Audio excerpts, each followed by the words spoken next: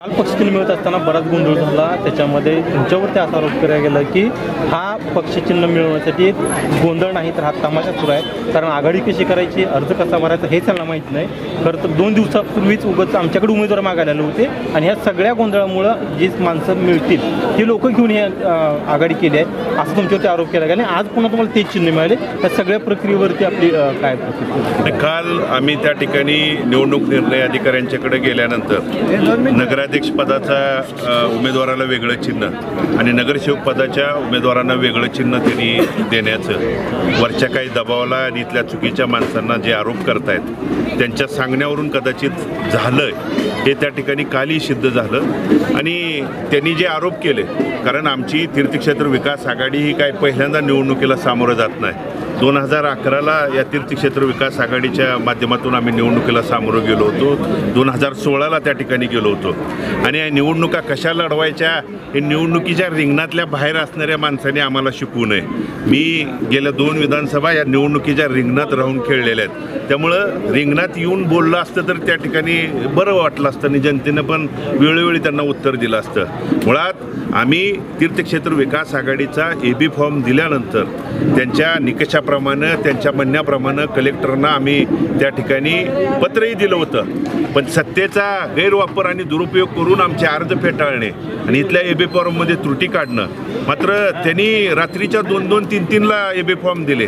आमची हरकत नाही, अजून देखील तुमच्या माध्यमातून सांगतो, कोण ते म्हणतात ना आमच्या घरातला उमेदवार उद्या बदला, तुमच्या माध्यमातून त्यांना सांगतो तुमच्यात जर तेवढी दम असेल ना तर हा उमेदवार बदला आणि तुमच्या घरातला द्या, तरी आम्ही त्या ठिकाणी स्वीकारायला तयार आहे। ही निवडणूक आमचं म्हणणं एवढंच आहे की आज त्या ठिकाणी संविधान दिवस आहे। महामानव डॉक्टर बाबासाहेब आंबेडकरांनी या देशाला घटना आणि संविधान दिलं आणि संविधानामध्ये मत मांडण्याचा, मत व्यक्त करण्याचा, मतदान करण्याचा आणि व्यक्ती स्वातंत्र्याचा अधिकार ज्या महामानवांनी दिला आणि त्या व्यक्ती स्वातंत्र्याचा आणि लोकशाही पद्धतीनेच आम्ही काल म्हणणं मांडत होतो। एकीकडं तुम्ही त्यांना सगळ्या चिन्हाला परवानगी देताय, राष्ट्रीयकृत म्हणून त्यांना प्रचाराला 22 तारखेपासूनच त्यांना त्या ठिकाणी देताय, आघाड्यांना त्यांच्या 22 तारखेला देताय। आम्ही तरीही त्या ठिकाणी कायद्याचा आणि त्यांच्या निवडणूक आयोगाचा आदर करत आम्ही त्या स्वीकारल्या आणि मात्र काल जो प्रकार झाला त्याच्यावरती आम्ही आवाज उठवल्यानंतर त्या वरपर्यंत ती बुडाखालची आग वरपर्यंत गेली आणि त्यांना त्या ठिकाणी त्यांच्या नियमात बदल देखील करावा लागला। आज एकीकडे आम्हाला हे नियम शिकवत आहेत ना, मी तुम्हाला नियम तुमच्या माध्यमातून सांगतो। कपबशी चिन्ह 8 तारखेचं तुम्ही तपासून बघा। 8 तारखेला मी पुराव्यानिशी, तुम्हाला कुणाला पुरावा पाहिजे असेल तर पुरावा देतो। 8 तारखेला चिन्हाचं त्या ठिकाणी वेगळं आहे आणि 21 तारखेला म्हणजे निवडणूक अर्ज भरल्यानंतर माघारी घेऊन माघारी घेण्याची 21 तारखेला तुम्ही शुद्धीपत्रक परिपत्रक काढताय आणि चिन्ह बदललं म्हणून मोठं केलं म्हणून सांगत असाल तर ही लोकशाही घातक किंवा लोकशाही बुडवण्याचं काम हे करत असतील।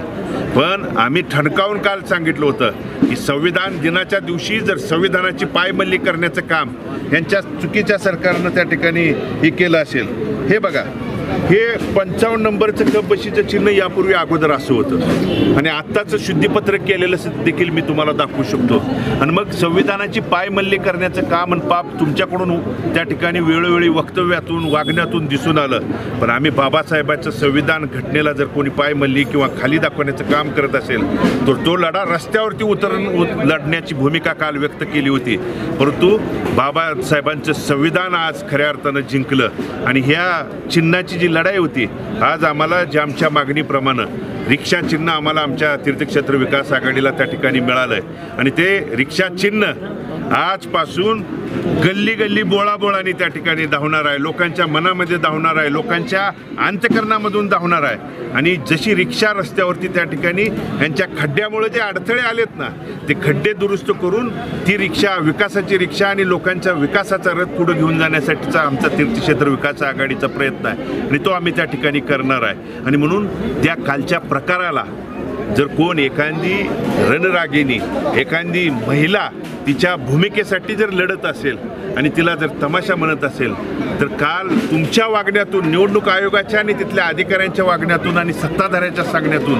तुम्ही आमच्या घटनेचा, तुम्ही आमच्या त्या त्या ठिकाणी संविधानाचा जो त्या ठिकाणी अपमान करून तमाशा केला आणि तमाशा शब्द ह्यांनी जर महिलाबद्दल जर बोलत असतील तर ह्यांच्यासारखी नीच नालायक प्रवृत्ती कुठलीच असू शकत नाही। ह्यांच्या बेजबाबदार वक्तव्य गेले अनेक वर्ष पंढरपूरकर सोचतंय।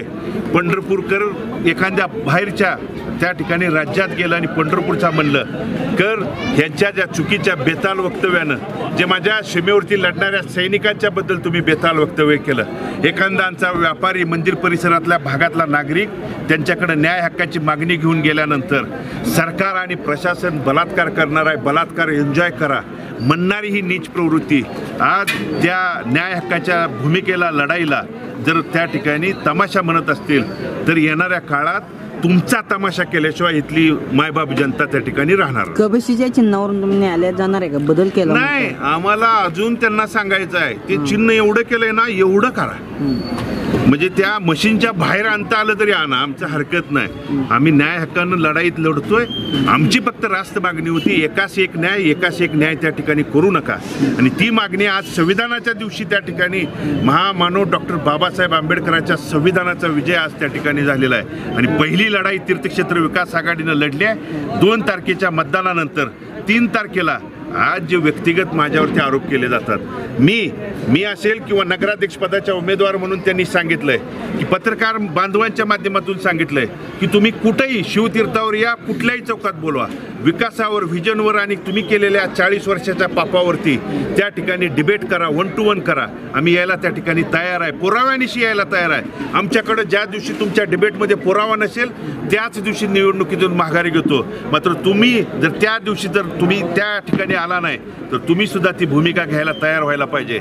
पण यांना इथल्या विकासावरती, इथल्या धुळीवरती, खड्ड्यावरती, इथल्या अडचणीवरती, इथल्या भूखंड जे लाटण्याचं प्रकार झालं, इथल्या पाणीपट्टीवरती, इथल्या घरपट्टीवरती, इथल्या ज्या शाळा म्हणजे आमच्या मुलांच्यासाठी क्रीडांगण असेल, नगरपालिकेच्या शाळा, आरोग्याच्याबद्दल यांना या ठिकाणी बोलायचं नाही। यांना फक्त वैयक्तिक पातळीवरती बोलून निवडणूक वेगळ्या भूमिकेत न्यायची आहे। पण इथली लोक सुज्ञ आहेत, आता आजपर्यंत 40 वर्ष सोचलंय, आता त्या ठिकाणी सोचणार नाहीत। उद्याच्या 2 तारखेला लोकशाही पद्धतीनंच ती भूमिका दाखवा। कुठेतरी पंढरपूरची नगर सांगितलं ना मी, वैयक्तिक पातळीवरती न जाता आम्ही डिबेटला समोर यायला त्या ठिकाणी तयार आहे आणि तुमच्या पत्रकार बांधवांच्या 4था स्तंभ लोकशाहीतला आहे, तुम्ही देखील आवाहन करा, तुम्ही तारीख ठरवा। आज 26 आहे, 27, 28, 29 आणि 30 4 दिवसात तुम्ही कुठलीही तारीख द्या। त्या तारखे दिवशी कोणता उमेदवार आणि इथं बाकीच्यानी कुणी यायचं नाही, उमेदवारांनीच दोन्हीकडच्या यायचं आणि विकासावर पुढच्या व्हिजनवर डिबेट करायचं। जो येणार नाही तो त्या ठिकाणी लोकांच्या पुढे कळू द्या कोण येतंय आणि कोण येत नाही, हे देखील पत्रकार बांधवांना तुमच्या माध्यमातून आवाहन करतो।